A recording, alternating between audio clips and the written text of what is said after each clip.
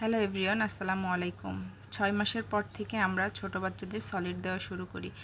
তো আমি আমার ছেলেকে 6 মাসের পর থেকে আপেলের পিউরিটা খাওয়াচ্ছি। সে খুব মজা করে খায়। এখানে আমি একটা আপেল সুন্দর করে কেটে ছোট ছোট টুকরো করে কেটে নিয়েছি। এটা আমি প্রেসারে দিয়ে সেদ্ধ করব। আপনারা চাইলে যে কোনো পাত্রে সেদ্ধ করে নিতে পারেন।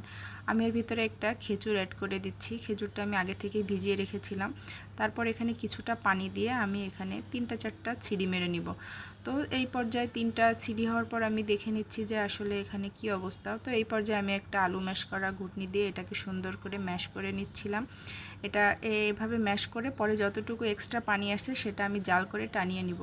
কিন্তু জাল করার সময় আপনারা খেয়াল রাখবেন, যেটা হচ্ছে যে বাচ্চা যেরকম লিকুইড খাবার পছন্দ করে তাকে সেই অনুযায়ী সেরকম খাওয়াইতে। আমার ছেলেটা একটু গ্রেভি টাইপের পছন্দ করে, তো আমি পানিটা বেশ খানিকটাই শুকিয়ে নিয়েছিলাম।